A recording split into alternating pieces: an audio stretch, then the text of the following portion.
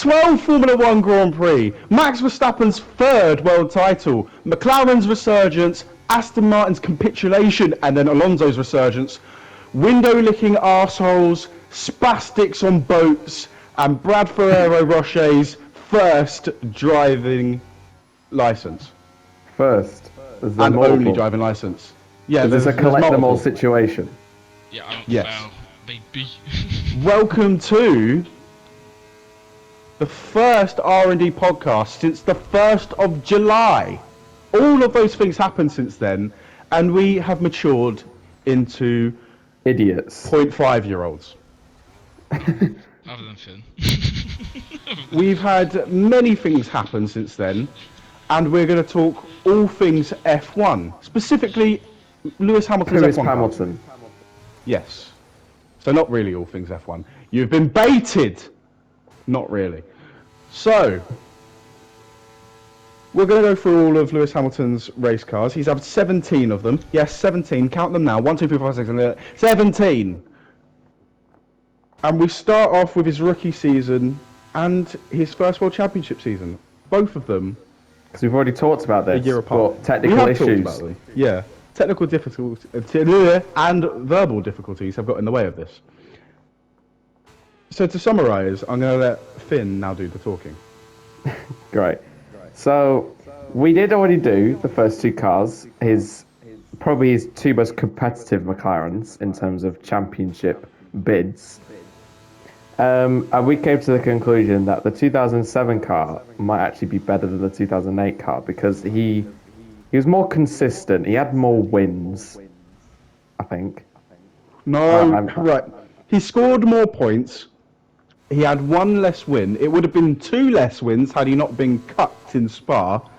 But despite having less wins, obviously he achieved more points. I believe he had more podiums. And I do think relative to the other cars on the grid, the McLaren of 2007 was far more title worthy than the one in 2008 because Ferrari and Felipe Massa was a greater combination than probably Raikkonen and Ferrari were in 2007. Controversial opinion, but it's probably worth noting that as well. And also Massa won more races in 08 than Raikkonen did in 07, I believe. Or maybe even the same. I don't know if he did. Massa won 6 Raikkonen definitely didn't win 6. because Alonso won 4, Hamilton won 4. That's 8 of 17.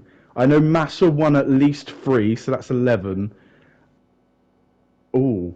So Raikkonen, I think, did win 6. I'm trying to think, because he won Australia. He won Spain, I believe. He obviously won Brazil. He won China once Lewis Hamilton threw it all away. I believe he may have won Spa too, and didn't win Monza. That was Alonso. I think he may have won Suzuka. No, that wasn't a thing. It was no. Don't worry. Ignore that. Suzuka was no. Ignore that. But the point is, Doesn't exist. the point is, I believe that the 07 McLaren was a better car than the 08 car in terms of its relative performance to the rest of the grid. Considering as well that in 2008, 5 different cars won races, and in 2007 only 2 won. Yes. It was only McLaren and Ferrari that won. Yeah, and Renault, BMW Sauber, and Toro Rosso joined the frame in 2008. Brad, you've been quiet. I just scare me now. What do you mean? I'm chilling. Bing chilling. Ring to ling. I'm been chilling. I've always had the same perspective between both seasons, being 2007, 2008. But at the same time, I am the most unintellectual between the three of us. It is probably worth mentioning that Brad doesn't know as much historical information I'm and doesn't not remember a fat lot of the Nick. detail. He doesn't remember a lot of the details of like seasons too far back. And you know what the scariest part is? Finn wasn't even born during these period of times. He wasn't I even definitely forward back was. then. Finn was born in 07. I was born in 06. Oh fuck, here he was. Yeah, no, you're right. So The knowledge Never is just mind. branching out everywhere, really. Anyways, I believe both the cars, both the like McLarens, I was going to say Mercedes there. McGlary's. McLarens, both the McLarens. I believe they're both. Of, I mean, the 2008 is a tad bit slower because of other teams that managed to catch up. Because 2007 was just on the basis of everyone else winning, or the top four. Was it 4 or 3 teams? To be fair, it wasn't even top teams, was it? It's just like some teams didn't even win the top three. Sorry, in the constructors. In the constructors, I'm not entirely sure that the teams that won races actually did finish. Obviously, Ferrari and McLaren did. I think Sauber did too. I can't remember. Oh, Renault may have finished. I'm not Because entirely sure. the team I'm thinking of is Honda would have been pretty close to like They were competitive. Toro What about Rosso or- Toyota? Because Glock actually scored a fair amount of points. Hold on. I will look up the constructors. Wait, what am I table doing? now, I've literally 2008. got Wikipedia here. I'm just in the middle of a time trial lap. So Hold on. Constructors title for 2008. Yeah, Toro Rosso were 6th in the constructors. Toyota scored far more points than them in the constructors. but they So won nothing. Ferrari That was won the the biggest constructors. McLaren finished 2nd. Sauber were 3rd. Renault finished 4th. Toyota were 5th. And then, obviously, Toro Rosso were 6th. Beating Red Bull. How ironic is that? And that never happened again since. So at the moment, because I'm the one making the list of cars, I've put 2007 ahead of 2008. But then I think the next car doesn't really have. You can't really question where it goes out of the 3 that we have so far, because it's the 2009 car, the Which was MP4 20 Tour. described by the man himself as a boat in Turkey. That car, for the first 9 races or so, was nowhere near good enough to fight for wins and be a competitive car. When it received some upgrades, it did actually get quite good in the hands of Lewis Hamilton. He won 2 races that season. I believe he may have got 2 poles. He had a great pole in Abu Dhabi right at the end of the season. But for those first few races, obviously, Brawn came right out of the gates, stormed the field. Red Bull had got really competitive. Ferrari were off the pace, but was still better than McLaren. And then it was distinctly mid, that car. It was by no means the worst car on the grid, but it's easily the biggest drop off from the previous season. The car was terrible, but it then did pick up the pace, and then it was fighting for podiums and a couple of wins here and there. I mean, And Toyota Lewis got a was front really row bringing it. lockout before the McLaren actually got together properly. Exactly. I think that speaks volumes, and I mean, yeah, when you have someone like Lewis Hamilton in the car and he Yeah, but that was generally him cannot back get, then, though. but Lewis back When he then, was bald.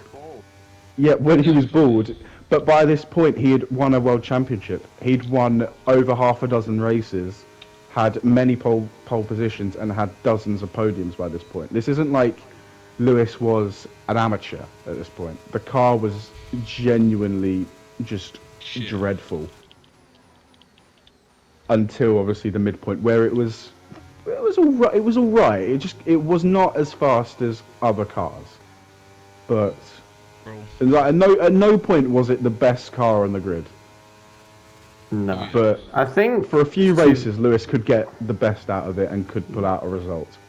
I think 2009 is actually a very comparable season to 2023 in the fact that, apart from like obviously because Brawn fell off so massively towards the end. They were nowhere near the fastest team at the end. Yeah.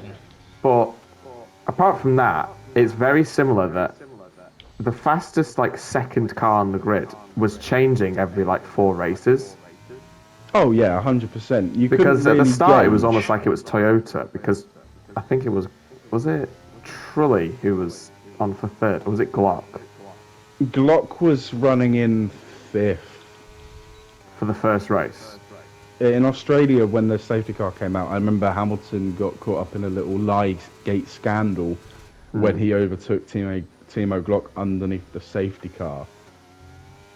And that was for fifth place, so it may have been Truly in third. I can't remember exactly, but yeah. But But this yeah, was. I mean yeah, Toyota so- were good at the start, then Renault had a really good Hungary for some reason. Like Alonso put it on pole, Alonso put it on pole. but then for the rest of the Red season Bull, it was Red Bull nowhere. were running consistently good. They weren't the best car until sort of the final third of the season. They'd overtaken Brawn. Brawn were falling back down the grid, sort of in an Aston Martin like way. Like they run good, except they were the best car, and then they just sort of they plateaued for a while. They brought no upgrades, and then in terms of its quality, all the other teams just started going past them. Like there were races where Brawn and McLaren were genuinely sort of similar pace. So Ferrari had a good Belgium, although that's probably because of Raikkonen. And we'll yeah, never it had know a- because Massa wasn't even in the car for that race. Massa, after Hungary, obviously after his horrible crash, we won't know how much Ferrari would have benefited from having him in the car instead of other drivers. A 40-year-old man who is Yeah. not as good as Alonso as he is in his 40s. And we won't know how well Renault may have done with a competent second driver after Piquet was sacked and they brought in Grosjean. Because that went really well, didn't it? Yeah. Went so well he didn't even get a seat for 2010. Exactly. But the point is, the McLaren of 2009 was horrid at the start, but developed into a competent and relatively decent car to score consistently in the points and occasionally challenge for pole positions and wins. The one last thing I would like to add though is that it was involved. It was pretty bad for like stability. It was involved in a lot of accidents, that car, because I think it was involved in the pile-up at Spa on the first lap. Hamilton crashed at Monza because he span on the curb. On the final lap, or the second to last lap.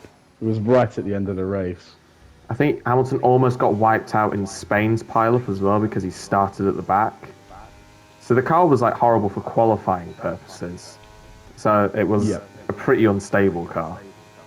And it could only make it so far up the grid. And if it somehow miraculously in the early part started anywhere near the front, it would often drift a little bit into oblivion, into no man's land, really. But that's an interesting point. But Brad, what out do of you the three know cars so about that far, car? I believe it's the third one best. I'm not. That's not one of my strong points, you see. But of course, I know it was quite some bit worse than seasons prior. Kind of like what's going on now, I'd say.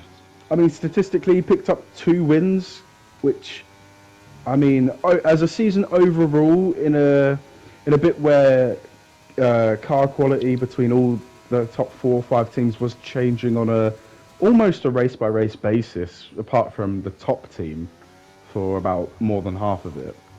Picking up 2 wins and a fair few podiums and a pole position is And also not too bad, but when you compare it to the 2 previous seasons he had, it's so far off.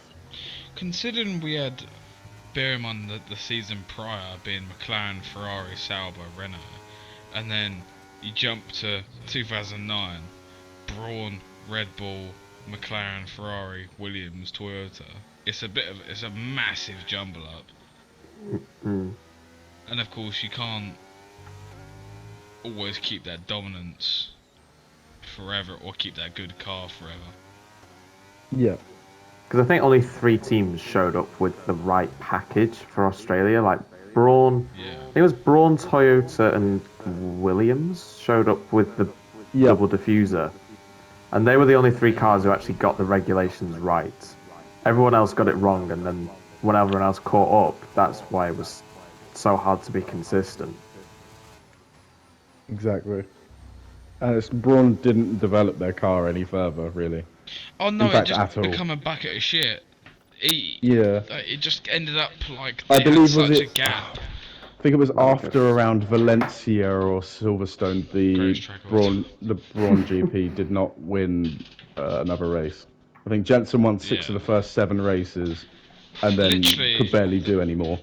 The same thing that happened with Aston Martin now happened to Braun back then, in the sense of they just got outdeveloped. But of course, I think Braun were quite luckier because the development stages between now and then weren't And plus, so Bjorn got it drastic. really right. Yeah, Bjorn got it really right. yeah. Did I Braun just got say it- Bjorn Yeah. again? Yeah, Yeah, Right. Braun got Let's it stop so talking about right. Braun.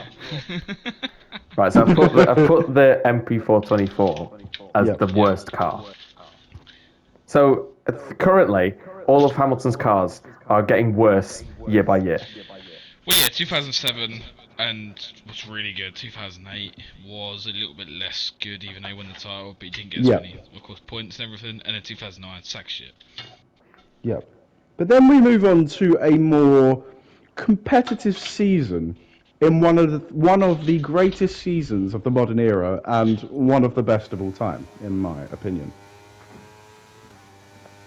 Of course, we're talking about 2013. Didn't the No. points? Yep. Didn't the points change for this season? Yeah, this too? was the first season of a new points regulation where 25 So this points were awarded to automatically- the winner. This automatically makes the 2010 car better than the 2007 car just because it scored more points. And definitely not because of the new system. In terms of point scoring, obviously, we can't really compare the previous three seasons with anything that happened sort of after this, because the point system was such a dramatic change. Like winning a race in the previous 3 seasons would have given you 10 points. Now it gives you 25. And plus, the previous 3 seasons only gave points to the top 8. This one gives you points for the top 10. It's a big difference. It meant a lot at the time, and it was one of the biggest talking points of the 2010 season. So I am actually going to say that 2010 McLaren, I think, this is going to sound a bit boring, but I think it is probably the third fastest, well, the third best out of the cars that we've spoken about. So it's behind his first 2 championship contending cars, and then this was sort of a championship contender, but he had a very slim chance of winning. I think he had to win and everyone else retire for him to actually win in Abu Dhabi. He had to win the race with Seb no higher than 8th, I believe, and with, oh no, that's incorrect. Yeah, I think he had to win, Seb to be nowhere near the top 5, and Alonso and Webber practically out of the points. Because Which almost if I'm correct, win- he was 24. No, I think he was 24 points behind. I don't think he was an actual race win behind, because I think if he was a race win behind, No, he he would was- definitely been out of he it was because he was couldn't have 20. won. He was 24 points behind. I believe Seb was 17 behind. Could be a couple of 5, 7. Yeah, that's right. Yeah, he was 24 points behind, going into the final race at Abu Dhabi. But I think Hamilton, I think he got a bit lucky to get to the title, because I think it was a reliable car. And I think that's why Alonso also did quite well, because the Red Bull was the fastest. It was definitely the fastest qualifying car, but it was just not. You couldn't rely on it for 5 races in a row before something went wrong with it. Okay,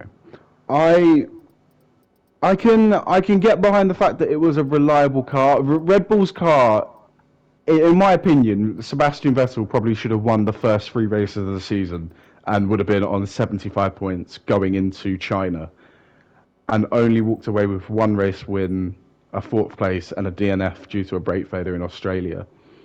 A lot of points were gifted to other drivers, specifically in those races. Alonso, Button. Well, in fairness, Hamilton did benefit from a few points as well, but primarily Alonso and Jensen, they were the ones who picked up the race wins when Vettel had those issues. Across the entire season, the Ferrari and the McLaren were fairly reliable. And in terms of relative pace, well, the Red Bull was the fastest. But out of the other two cars, you would pretty much bank on the McLaren having a better chance of winning the race than the Ferrari. Now, you could put that down to Massa not being really on the pace of Alonso, but also I do believe the McLaren did have the edge. It was quicker in a straight line, and I do think that played a massive factor back then. I think the overall package that McLaren had was better. Both drivers achieved 3 race wins, and I do think Hamilton's consistency was very hit or miss because he clearly accrued a lot of points over this. This is what I'm thinking about in comparison to the 3 drivers who beat him in the championship. He accrued quite a lot of points, and the reason he probably was nowhere near winning the championship come the end of it was pretty much bad luck because his DNFs were crashes. In Spain, he had a tyre failure right at the end of the race when he was looking. I believe he was on for a podium. I think it was P2 or P3, and tyre failure in the last few laps sent him into the barrier. In Monza, he punted him at Australia. Webber punted him round in Australia, and also he had a collision with Webber again in Singapore, which caused him to retire. The race before Singapore, in Monza, he had a little bit of a fracas with the Ferraris at the De La Roggia chicane, and Lewis was in the gravel at turn 6. So we're already probably looking at about 25, 30 points at least gone from those races. And obviously it's important to note that, other drivers lost points as well, but those races are key in the title fight. The one thing I will say, though, is that a lot of the wins from that McLaren that year were under unusual circumstances where it might not have won had the race been your typical Grand Prix. Well, yes, I would only say that go Spa, I can only remember really Spa would be the one where Hamilton actually definitely would have been the only one who deserved to win that race. Well, going through the races that both the McLarens won, they both won 3 apiece. In Australia, obviously Vettel retired and it gave the win to Jensen effectively because Seb was controlling that race beautifully. Then in China, there was mixed conditions and Jensen handled it a little bit better than everyone else. I can't remember exactly what happened to Seb, but he definitely had the pace to win it, but ultimately he didn't. Then there was Turkey, where the Red Bulls nerfed each other out of the race, and Hamilton and Jensen sweep through for a famous 1-2 in Turkey, where Hamilton won out. I've got this wrong. Jensen won 2 races that season. I'm thinking of the next one. The race after Turkey was Canada, which Hamilton started from pole from, and he won the race. Jensen was quicker towards the end, but couldn't get close enough. And Vettel had some issues with the power unit, meaning he couldn't get through the field as more efficiently as he could. But he was probably on for a fight for the win. And then there was Spa, which I would agree was probably one of... I think you feel like, yeah, he fully deserved to win that race. So, Brad...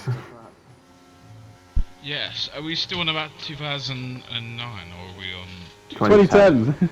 We're on about 2010. Okay. Give me one minute. So we're basing this off of the previous cars. Yeah. Where would you rank it in comparison to the 3 cars before? I would say it is.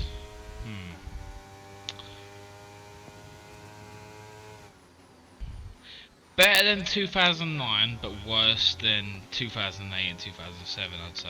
Yeah, I think we could all agree. where we've gone. Yeah. I'd say, yet again, it wasn't a championship winning car, but I'd say it was quicker than the rest. Yes, that is literally what I would say.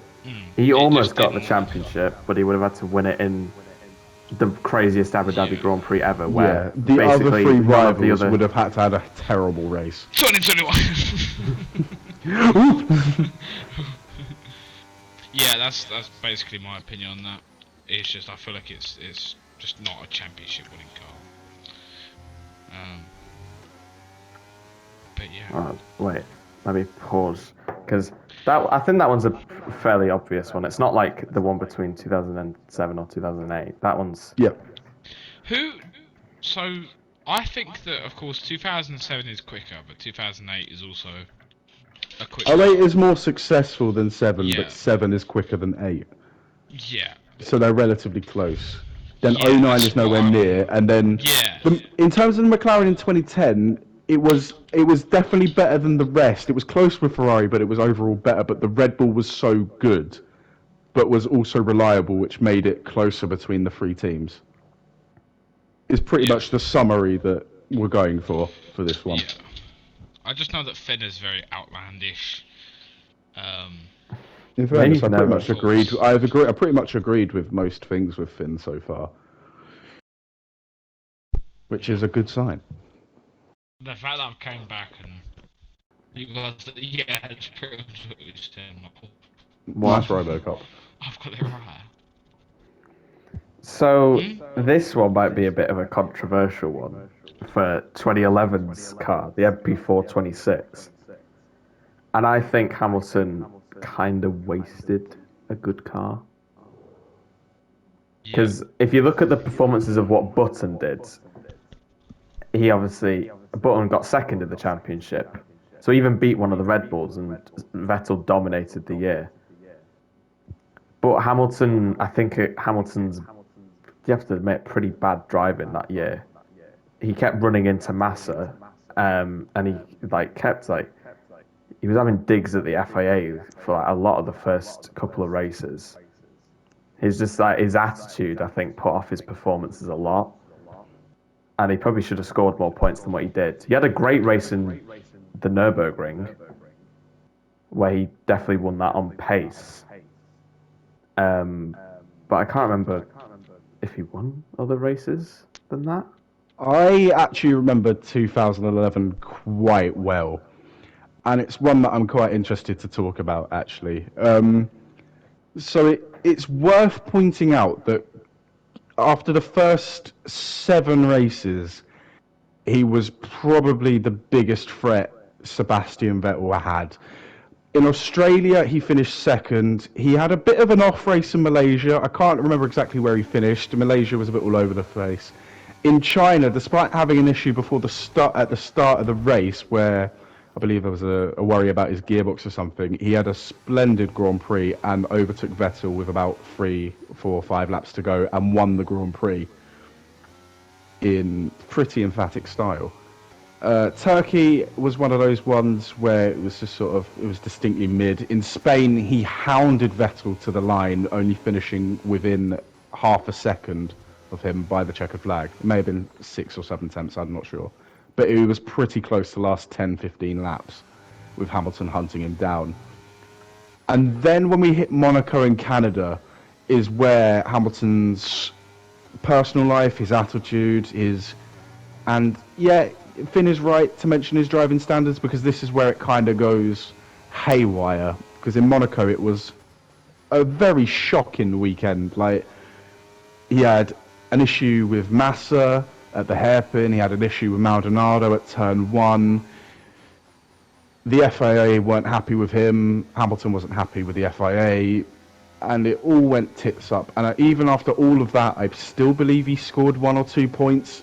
But Jensen finished 3rd or 2nd, but was probably the favourite to win the race before the red flag, which was caused due to Hamilton and Massa, if I'm correct. And then in Canada, you kind of feel like Hamilton should have been finishing 2nd or 3rd in that race, but due to issues with Webber and the one with Webber, Jensen, I think, was his fault. The one with Webber definitely was his fault. He goes into turn 1 and just understeers and tags the Red Bull car around. It's not the first time he's done that. Lol. He then sends it on Schumacher at the hairpin, goes too deep. Schumacher gets him back, and then a lap or two later, he has an incident with Jenson Button going down the straight, which to this day I still think Jenson definitely saw him and wanted Lewis to back off, but Lewis didn't back off. Although because to be he fair, was you a can racing still driver. put blame on Hamilton for like how he. Of course, he it's a dragged the- 50-50. No, but he dragged the car halfway around the lap basically, and he just didn't pull over, Yeah, which was a bit irresponsible because he just. yeah, it's The definitely car was irresponsible, basically but out for of the race. For the incident itself that caused him to retire, Jenson makes an absolute pig zero of the chicane. Hamilton gets fantastic drive. Jenson moves over on the straight. He clearly makes one little jink to defend. Hamilton still goes for that gap. Jenson can probably see him, but doesn't want to concede the position. They both lock wheels. Hamilton bashes into the wall, and he's out of the race. And that was his Canadian Grand Prix. But even before that incident, even though he was out on lap 7, I believe, and even the first few laps under the safety car, so within 3 or 4 laps, Lewis had a shocking race before he DNF'd anyway. And that's where his really positive start that I mentioned with several podiums and obviously the race win in China, it went downhill. I couldn't tell you a single thing about the Valencian Grand Prix, apart from the fact that Seb got pole and won the race, so I have no idea what happened to him there. He then did just start sort to of- pull it back at the end. Like he got the win in Abu Dhabi. Although to be fair, that Yep. was because Vettel was out by the second corner. But Lewis was he was on it that weekend, in fairness to him. I remember that one quite well. And obviously he drove a really smart and well-driven race in Germany, I believe. Can I just quickly say, was the Valencia one not where It wasn't the one where Webber drove flipped. into the side of it? No, No, next I'm on season. about Maldonado driving to the side of him. Next season. No, that's his next car. Oh, okay, sorry. I'm trying to think. He achieved a few podiums. He was the only non-Red Bull driver to get a pole position. That was in Korea, and he fell back to second, but held off Webber. But then obviously you have to take into account all the times him and Massa had issues. There was one in India. There was one right at the end of Silverstone. There was Singapore. Obviously, we mentioned Monaco. There was one other one. Did he have an I'm trying to incident in think where that Monza? was. Monza, I'm trying to think. He had a ding-dong with Schumacher in Monza. But I can't remember an incident where he had, like, a thing with Massa. I think by India was the last one he sort of had with Massa. Even then, it was there were- getting Yeah. unbelievable that it was these two again. Oh, and then there was Spa. He had an incident with Maldonado in qualifying where Maldonado deliberately turned into him after he felt that Hamilton sort of cucked him a bit and got him knocked out of Q2. And then in the race, he had an incident. I actually said incident by accident. He had an incident with Kobayashi going into Lake On. Oh and yeah, was out the he race. just didn't leave space, and Yeah, he got bad retribution for it. yeah. And then, did he DNF in... I think he may have DNF'd in Brazil with a car failure. It was either him or one of the Ferrari. No, it may have been... I can't remember. But there was something going on in Brazil where he just had a distinctly sort of average race. But that car was good. Obviously, both of the drivers won 3 races that season. Jenson finished second, beat a Red Bull, even though that Red Bull was driven by Mark Webber and he just dropped off a hill. No other car was close. Easily the second best car. It wasn't going to win the title by any means, but it probably could have achieved far better results. And maybe you have to consider if Lewis had been on his game, that McLaren would have been a lot closer in the constructors. So are we putting it? I'd put it above Third? 2010. Yeah, third. Yes. Brad, your thoughts? Sorry, I'm sort of eating food. So, I would say the 2011 car is a championship winning car. I would say, given into the right hands, it is a potential, and had a potential, but of course both drivers, I would say, didn't fully maximise what they could have done with it. Was Button more than anyone. But I'd say based on Lewis's performance, I'd say that was one of his worst seasons. I don't know if that was based on the car not being designed to him, kind of like 2022. I'm comparing a lot of things to nowadays type of stuff. I'd say it's just, I don't think the car was suited to him, and of course I think he was doing a lot of sloppy mistakes and everything else. I'd say it's probably his. But what In would you his say about the hands? car? I'd say the car was good.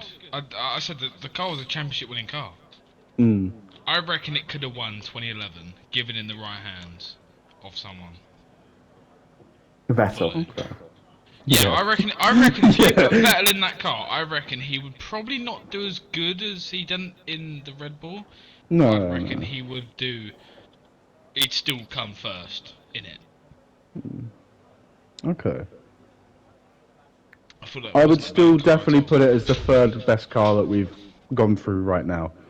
Yes. So yeah, we're yeah, looking I'll at put we're that looking as at 7, 8, 11, 10, 9 so Yeah. far.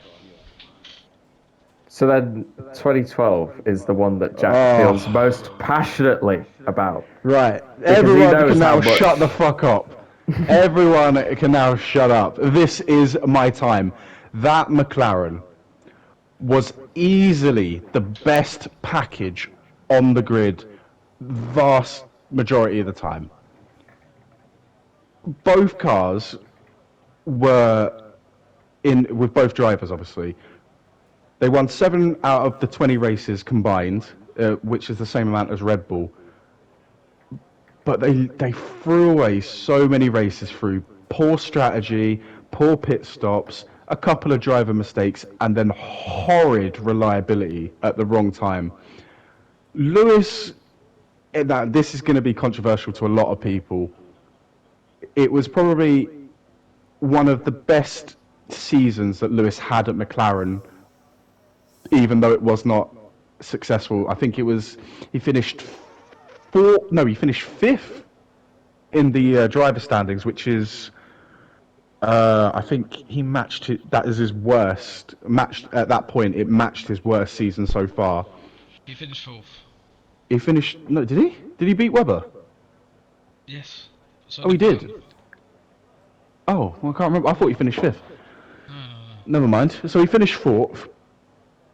And he finished about, was it 70, 80, 90 points off the championship lead? I think it was 90 something. 100. What? Yep. 100 points.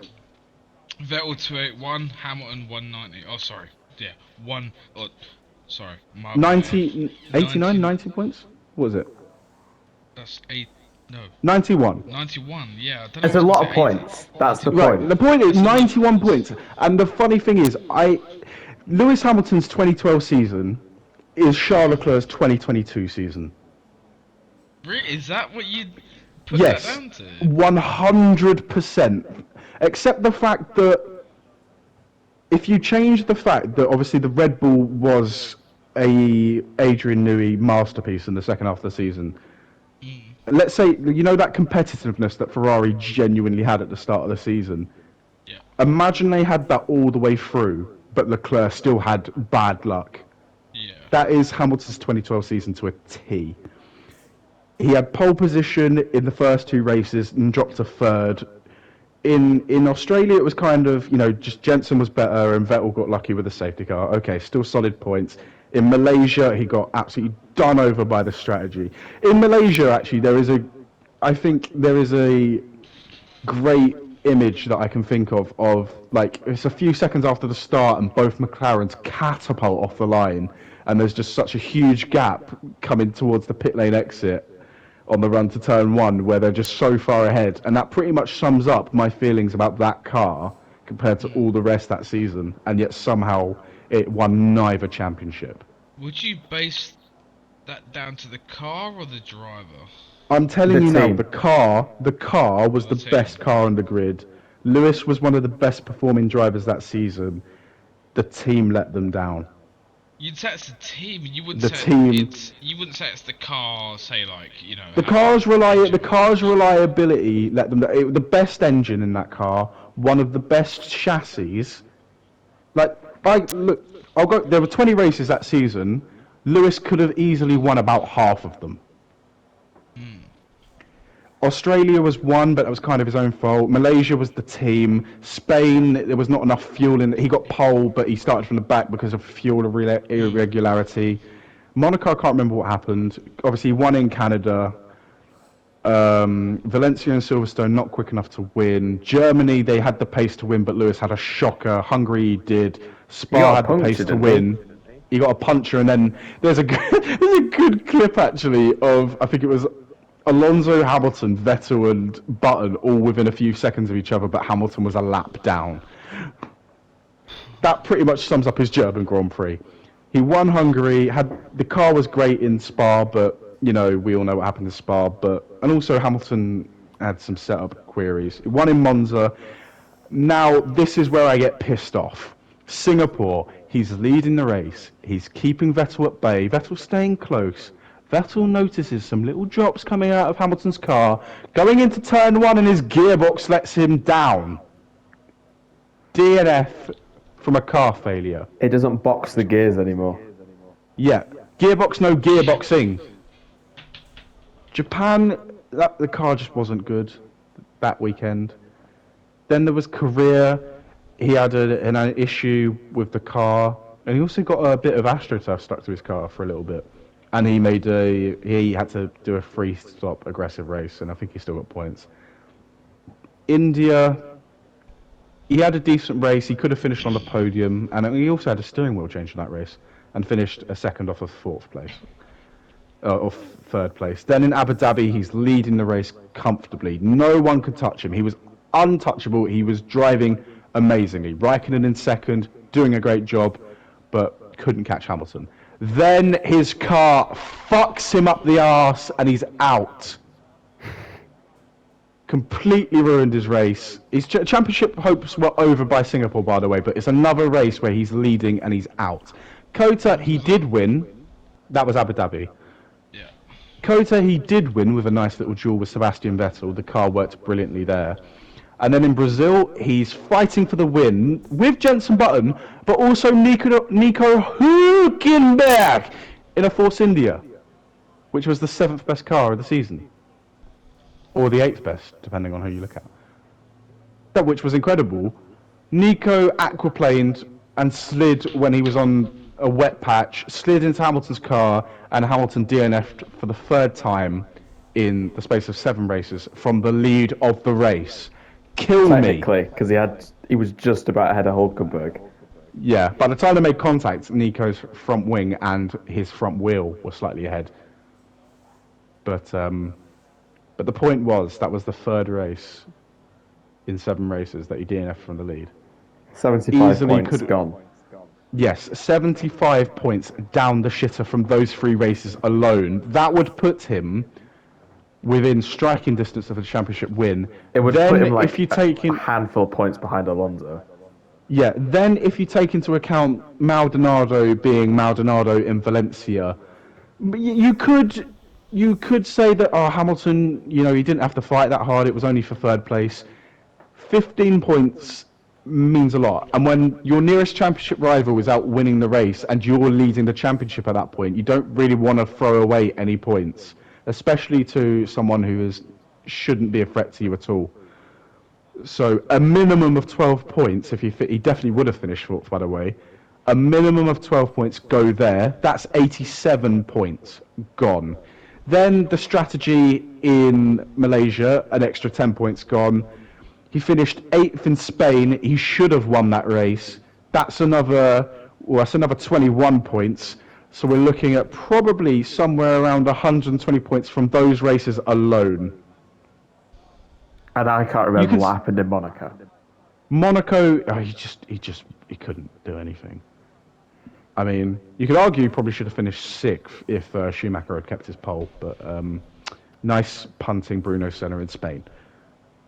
And then obviously Germany probably just would have been a solid point scoring finish. Maybe we'll say fifth or sixth, another 10 points or 8 points down the shitter. Spa, again, maybe 8 points, 10 points, or something like that. Korea, not entirely sure what would have happened there, but he could have scored 2 or 3 more points there. But you see where I'm going with this. Hamilton should have comfortably have been the champion that season. Comfortably. Plus taking away the points from the people Exactly. who would have finished behind him. The if he'd have biggest finished. beneficiary of the 2012 season was Fernando Alonso. The fact that he dragged that tractor of a car to within less than a handful of points of Vettel, who wasn't even in the best car, I think speaks volumes about how badly McLaren threw that championship away. That championship had it had chrome and red all over it. And now it's full of Red Bull. Well done, everybody! Sorry, rant over. I don't think there's anything else to say. Do you I'm sorry, believe I'll that let... of yours, Finn? Huh? Do you believe that of yours? Do you think that car would have won the championship, but I mean, when Jack explains it, because he's never explained it to me like that before. He said he should have won the championship. He never went into depth. Yeah, into this is that where... much depth about This is... half the Do you remember races. do you remember all those times where it's like, 2012, me and Finn always like argue about it and whatnot? yeah, This is why. Because it's such a complicated season, because it had so many different things that could be like explored and looked at in finer detail. Who deserved it more, Alonso or Vettel? Well, that's a whole different conversation. But if you were looking at the driver and team that should have won that season, it should have been Hamilton in that McLaren, and it wasn't. Hamilton, he did make his mistakes and some poor judgments. As I said, Spa with the setup, that wasn't entirely good. He could have been less aggressive with Maldonado and Valencia. Maybe he could have been smarter in Germany, just biding his moments and whatnot. And maybe there may have been a way to avoid Hulkenberg in Brazil. You don't entirely know, like, where he could have thingied and whatnot. But for me, it's so clear that McLaren threw that away. So, for actual, maybe controversial opinion, I've put the thing on the list, the car, and I actually put it behind the 2011 car because obviously the team threw it away more than the car did, but the car was actually less reliable than the 2011 car. It was less reliable, but it was so much better relative to its competitors. Like, the 2011 McLaren was undeniably the second best car. Undeniably. The McLaren of 2012 was easily the best car. I mean, Red Bull were closer to McLaren at the end of the season in terms of like relative performance, but I wouldn't say it was better than the McLaren. Like, it was kind of track dependent. Like in Suzuka and Korea and India, the Red Bull was better, but McLaren were easily the second best car, and due to reasons or lack of pace, they just on those tracks they couldn't quite hack it. But over the entire season, the McLaren was better, but it was faster. It was just so much more unreliable in qualifying and race trim. I would put it above 2011, but I see the case. Well, we I'm can come thinking back more. to it. Yeah. Okay. So, hold on, let me just My save my recording. my tyrant rant is now over about that. I could easily come back to that at any opportunity, but